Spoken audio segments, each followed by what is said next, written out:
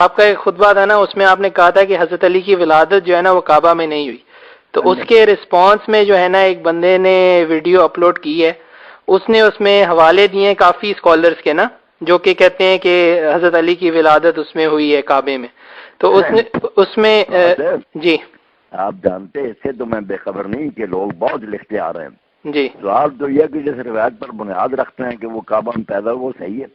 جی پہلے جہاں سے بات چلی ہے، بعد میں تو لاکھوں کروڑوں میں اگر نقل کرتے رہے تو وہ کوئی نئی دلیلیں تو نہیں بن جاتی.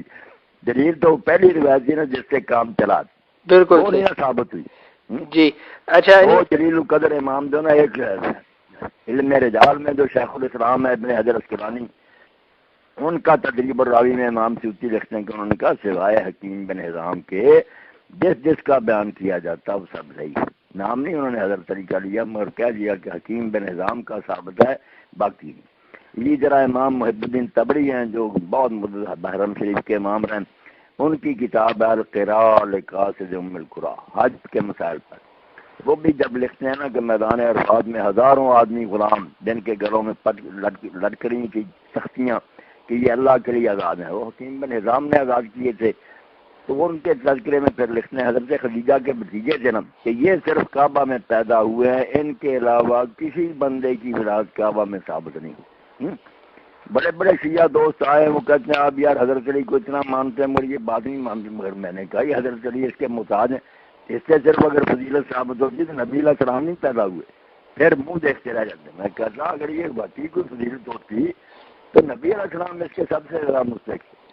جی اچھا مولانا صاحب، اس طرح ہے نا کہ اس نے بیسیکلی جو ریفرنس دیے نا ابو حاکم نیشا پوری، ابو عبداللہ الحاکم نیشا پوری جی انہیں کی مستدرک ہے نا جی مستدرک، تو انہوں نے کہا کہ یہ متواتر ہے. وہ لکھتے ہیں کہ بھئی یہ روایت جو ہے نا متواتر ہے جی کہ علی رضی اللہ پیدا ہوئے.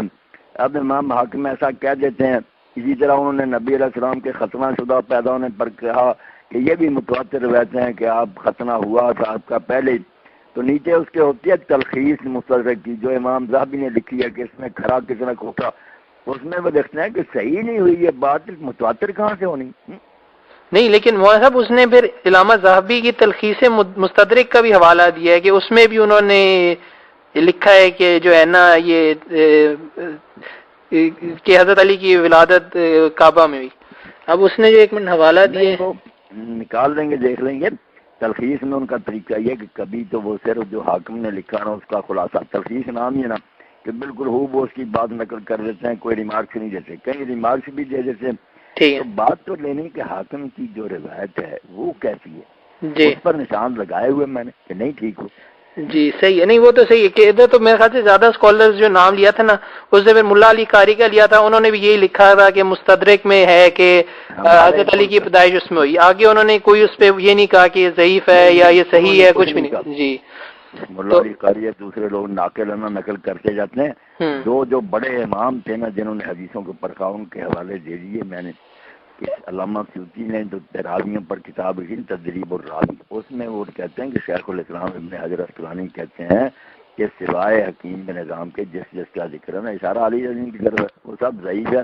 حکیم بن حزام کا پیدا ہونا ٹھیک ہے. اب حکیم بن حزام سے ہمیں کوئی دلچسپی حضرت علی سے بڑھ کر، مگر وہ سچ ہے کہ ماں ان کی جمعرات کو دروازہ کھولتا تھا بیت اللہ کا، عورتیں جاتی تھی زیارت کے لیے، وہ ان کے لیے دن مخصوص گئی تو وقت آ گیا بائی چانس حکیم وہاں پیدا ہو گئے. ٹھیک ہے. اچھا اس کے علاوہ انہوں نے یعنی کہ میں وہ دور میں بھی اب شاہ ولی اللہ رحمۃ اللہ نے المرتضیٰ لکھی ہے، ابو الحسن ندوی نے لکھی ہے، وہ سارے کہتے ہیں کہ پیدا ہوئے ہیں. مگر میں کہتا ہوں یار بنیاد دلیل پر ہونی چاہیے. جب بڑے بڑے علماء نے رد نہیں کر دیا کہ نہیں ہوئی، جی یا تو ہوتا نا کہ میں ہی اتنا رد کرتا پھر بات تھی. ابن حجر اسقلانی محب الدین تبری ایسے بڑے بڑے امام لکھتے ہیں کہ نہیں حکیم کے علاوہ نہیں کسی کی ثابت ہو. اچھا ادھر انہوں نے کیا کہتے ہیں ان کا نواب صدیق حسن کا بھی لکھا ہوا ہے کہ انہوں نے بھی کہا ہے کہ صاحب کہیں یا اور بھی عزیز عالم کہیں بات تو اسی پر ہوگی کہ جو حاکم نے روایت لکھی نا راوی جس کے ساتھ لکھے ہیں وہ پرکھنی ہے. اچھا اس میں جو ہے نا انہوں نے ایک اور بھی ریفرنس نے دیا تھا کہ حافظ ابن عدی نے جو ہے نا روح بن صلاح کو ضعیف قرار دیا. پتہ نہیں یہ کس یہ اسی کی روایت میں آتا ہے. یہ کس نے ریفرنس لیا؟ یہ اسی لڑکے نے نا کہ ابن عدی نے کیا کہا؟ ابن عدی نے کہا کہ روح بن صلاح جو ہے نا وہ ضعیف ہے. یہ حافظ وہ نہیں رو ہے نا لفظ، اچھا رو بن صلاح ضعیف. جی میں اب مستدرک نکال کر دیکھوں گا نا کہ وہ راوی کون ہے جن پر میں نے نشان لگایا ہوا.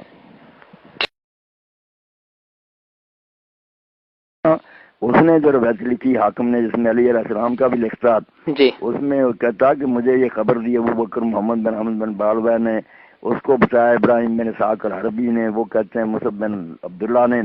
تو عبداللہ نے پھر نسب بیان کی، مصعب نے نسب بیان کیا حکیم بن حزام کر. اس نے کہا کہ اس کی ماں فاختہ ہے اور اس نے حکیم کو کعبہ میں جنا، وہ حاملہ تھی تو پھر وہاں ہی پیدائش ہوگی.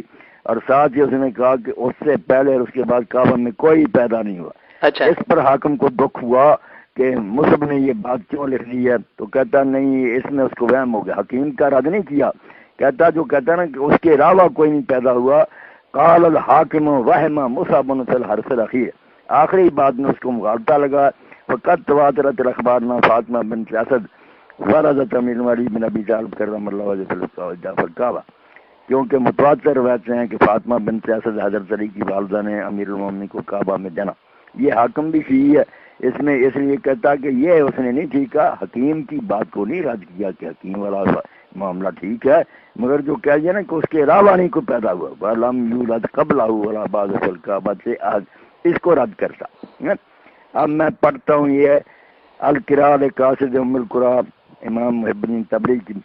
وہ لکھتے ہیں حکیم بن نظام کا بولدہ فی الکعبہ 520 اور 521 کعبہ میں پیدا ہوا.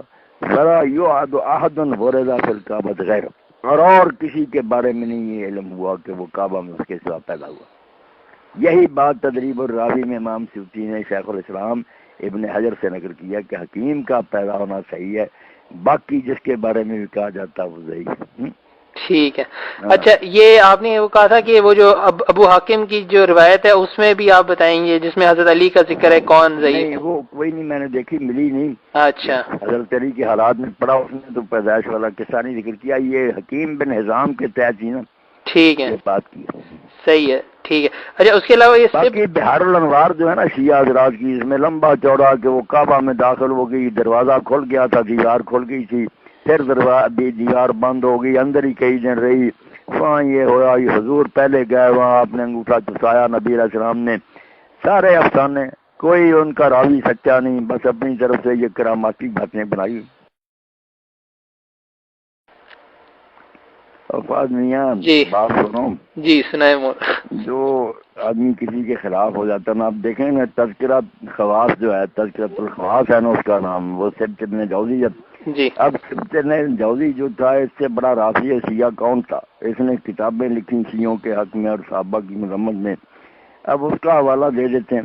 اس کا تذکرہ الخواص جو اس کی بنیاد وہ بتایا نا کہ حکیم پر تو اعتراض کرتا ہے، اس کے پاس حضرت علی کا پیدا ہونے کی کیا روایت؟ تو تذکرہ الخواص بے فکر ہو جائے. صرف اس کا جب بھی حوالہ دیں نا، صرف ہی کہتا کہ حضرت ابوبکر نے لکھ دیا تھا حضرت فاطمہ کو فتح، تو راستے میں عمر ملے، انہوں نے کہا یہ کیا، اور لے کر اس پر تھوکا اور پھاڑ دیا اس کو، اور ابوبکر کو آ کر کہا کہ تم نے آج اس کو یہ صدق لکھ دیا، کر وہ خلافت مانگے گی. تو صفت بڑا نامراد تھا، رافضی تھا. اس کی موت پر لوگوں نے بڑی خوشیاں منائیں کہ شکر ہے ایسا پلید مر گیا. اچھا بڑا پکا سی. اس کا نانا جو تھا نا وہ سنی، جو امام ابن جوزی کہلاتا ہے نا، ہاں وہ ہے اہل سنت کا. اچھا یہ نواسا ان کا جو تھا نا یہ تو بالکل شیعہ تھا پکا، بہت مذمت اس کی آئی. ٹھیک. تو یہ اصل میں انہوں نے یہ لکھا ہے نا کہ حافظ ابن عدی نے روح بن صلاح کو ضعیف کہا ہے. اب یہ حافظ ابن عدی کون؟ نہیں یہ روایت جو میں نے پڑھی حاکم نے جو خود لکھی حکیم اس میں تو آیا ہی نہیں روح بن صلاح. جی اچھا، اس میں روح بن صلاح نہیں آیا جو حکیم تھے. اچھا اور حاکم نے اس پر کوئی اعتراض نہیں کیا کہ حکیم پیدا ہوا تھا. ٹھیک. جو آخری جملہ تھا نا مصعب بن عبداللہ کا کہ اس کے علاوہ کوئی پیدا نہیں ہونا، اس سے پہلے نہ اس کو اس نے کہا کہ یہ اس کا مغالطہ ہے، حضرت علی بھی پیدا ہوئے. یہ حاکم کا اپنا خیال. حاکم بھی خود شیعی تھے. حاکم بھی خود شیعہ تھے؟ ہاں، رافضی نہیں تھے، گالیاں دینے والے شیعہ تھے جو حضرت علی کا افضل مانتے تھے.